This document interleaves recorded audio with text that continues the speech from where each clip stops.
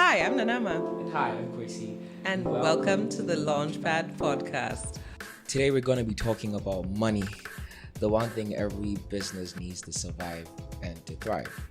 We're going to be talking about fundraising within the context of startups. And we have some of the most amazing people you could ever talk to on the subject. We have Kweku Koranteng, who is the investment director at Adefco. He has over 18 years of experience in the investment business, from PwC to the African Development Bank. Trust me, Kweku is one of the best people to speak to on this subject. We also have with us the boss lady of private equity, Mirabelle Moreaux. Mirabelle is a partner at Injaro. If she's been practicing for 18 years in private equity. And together with her colleagues, they have disbursed hundreds of millions of CDs to SMEs across the continent, helping them to build sustainable businesses. Welcome, Mirabelle. Thanks for having me. Welcome, Kweku. Thank you. Great. So let's get started, and I'm out. Yeah, let's dive right in. So, where should they start? What types of funding should startups consider? You know, when businesses are starting up, they need to go for the softest kind of capital that they can find.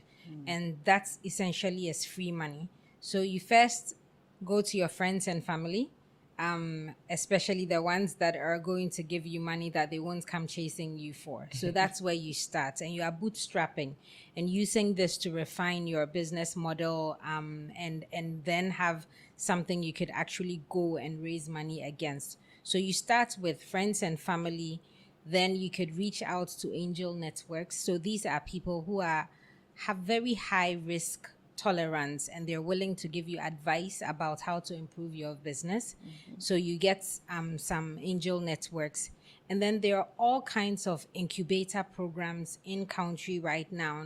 And you can go to those programs. They typically have databases of grants that are available for various sectors, for females, for any special program that an investor or a foundation has thought about and they want to put money again. So these are grants. And so then you really finance your business in the initial stages with the friends and family, angels, and grants until you now have enough of an operational track record to have a conversation with a private equity investor such as myself. And so that will be the next stage, that you're now ready to grow. You're no longer a startup and you're growing. Then you go into equity.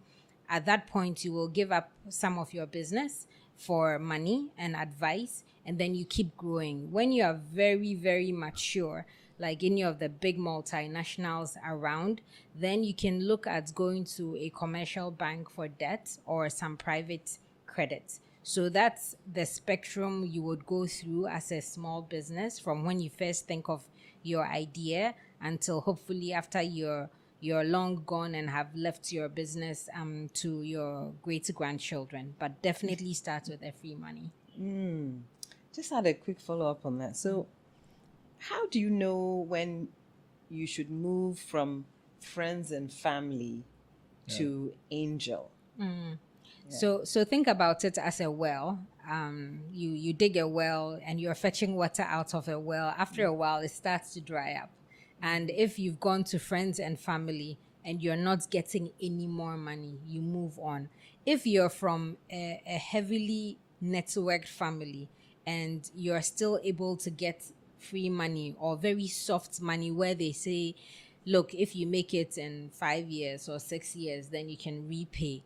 You keep going back to that well. So I would say don't rush to go have a conversation with an equity investor or a bank until you're no longer able to get, friends, family, or grants. And they're natural transitions. And once you hit that, you evolve, because there are family businesses that have never gone out to get private equity money because they've always been able to raise funds from the business itself and grow organically, or fund their businesses through their families, and that's a viable model as well.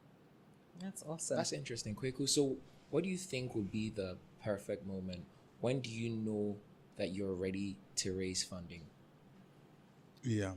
Maybe to touch on drying that well, I think it's very important to understand that when you are transitioning to a stage where there are obligations to make payments at specific points in time. And that's why it's important to dry that well as much as possible, because as a startup, you are still testing your concept. You may pivot from one to the other. So your cash flows and certainties of cash flows may not be well defined at that time. So definitely want to stress on what Mirabelle is saying. Dry that well first, dry that softer money first. Even if you have to move away from friends and families, target people who will not be putting obligations on you on when to pay, but at least it's more relaxed in terms of payment terms and things like that.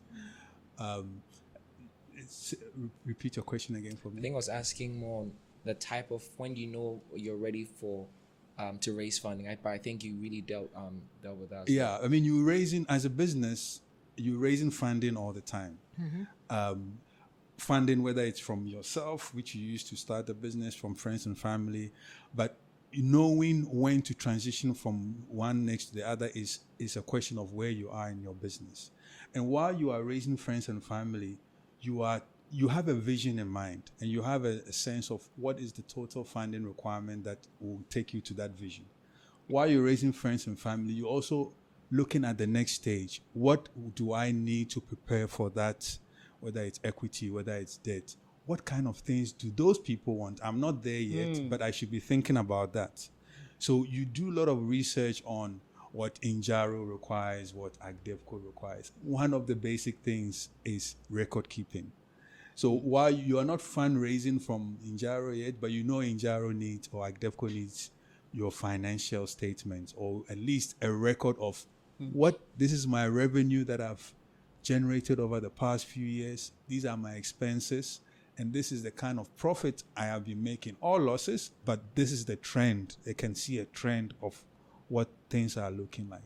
So you are in fundraising mode all the time, but fundraising doesn't necessarily mean you are knocking on doors every time. Fundraising means you're also preparing yourself in your business to be able to approach some of these funders and meet their requirement that they may have when you are ready.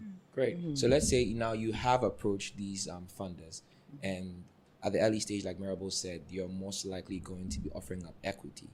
What should some of those the considerations be for founders who approach early stage investors who are asking for equity in return? What should be the considerations founders should take into account before giving up equity in your business? I will start by saying advice is important. The podcast is not long enough for us to explain equity and the different types of equity, because sometimes you can give equity, but you can give something away that's equity-like. So you're giving someone equity risk, but he's not necessarily taking your share, the shareholding in your business in the concept that you have in mind. Maybe it's a preference share, for example. So it's equity risk, but their upside or the return that they will get may be minimized compared to the return that you will get. So start with getting advice, getting a sense of the broad range of instruments that you could be giving up depending on the stage of your business. Advice is key. I think whether it's paid for advice or whether you are Googling, or just try and get as much advice as possible based on the stage of your business. Then you have to consider where the business is and what concepts or what part you've proven already. Whether, for example, we deal with agribusinesses. Perhaps your little know-how is that you've linked 1,000 farmers. You are linked to 1,000 farmers and therefore can source from 1,000 farmers. Understand what that is worth by perhaps comparing to another company that has raised funding recently. They raised $1 million and they have 2,000 farmers. It gives you a sense, I have 1,000 farmers. this is the kind of range of my value of the business or the value that I am coming with. Once you have those little pieces in place, you can then debate with the funder who may come and say, oh, your business is worth X or Y. But have a sense of what is the value you've created. Start trying to put some numbers to it based on perhaps comparisons, based on even the future, what the future looks like in terms of what you can raise. But overall, advice is key. So I'm so glad you said that. I mean, Kwasi and I are lawyers. And so it's great that it's coming from you. From us, it sounds self-serving. I want to ask you, what type of advice? And, you mentioned there's free advice, there's Googling, and what should people be thinking about in terms of advice? What types of advices, and what would you recommend that people pay for? Yeah, it's a difficult one because it also depends on where you are in your business and your financial sort of capabilities. But I think there is advice suited for each sort of stage of your business. It's good to start with mentors. So start with people you've identified have gone through this before. They've raised funding, their business have progressed into a certain stage. Don't approach them asking for money. Just say, I just want to learn from you, understand where you've come from. Because you are at a stage where perhaps you cannot pay for advice. I think if you can start with that, when I'm saying free advice, that's where I'll start. Mentors, get as many as possible in the industry, outside of industry. Get close to Nana, who is a lawyer, because you need some lawyer advice, at least to start with. Nana could see potential and give you free advice for later on when she'll be charging you the big money. Okay. So start with that and then graduate to paid advice. And when I say paid advice, go to people you can see a track record of what they've done, transactions they've advised, what they actually did on those transactions. Some people, they are a small name on a big transaction advisory role, but their role, you need to understand what exactly did they just do the model? Then perhaps it's not modeling advice you need someone who could advise you on valuation, on how to progress to transitioning to in terms of fundraising, whatever advice it is. Try and target the people who have done exactly what you need at the time you're going. Okay, you mentioned valuation, and Mirabelle, I want to ask you this: do you have founders coming to you often, pitching to you, asking you to invest in your companies on the strength of how big the idea they have is? And how do you reconcile and how do you respond to that? And that's totally normal. People will come in, they will have beautiful projections of what they think their business will do, and obviously overnight they're going to conquer the whole world, they're going to flood the markets with their products, and it's just not realistic. And so by number one, as Kweku had mentioned, going to get advice. And advice is not just from successful founders. You also learn from people who haven't made it. Identify some of them, have a conversation with them, and then you'll pick up nuances about why they're still stuck and they haven't, broken whatever ceiling that's capping them. And then once you're at the point where you're thinking of talking to our investors, the idea is you're not putting down what you think we want to hear. You should really be thinking about what your business can do. And that means, number one, who is on your team, who's going to be working on this service or product that you're putting out. If you're a restaurant, who's a restaurant manager, who's in the kitchen, who's the main chef, who are the other assistants helping. What's your menu, right? How much does it cost for you to prepare the different food only model? Are you going to have a restaurant? What does it cost to set up any of this? So you're walking through now and you've gone past the team to your model and your operations, and then how much it costs for you to fund all of it to bring it together.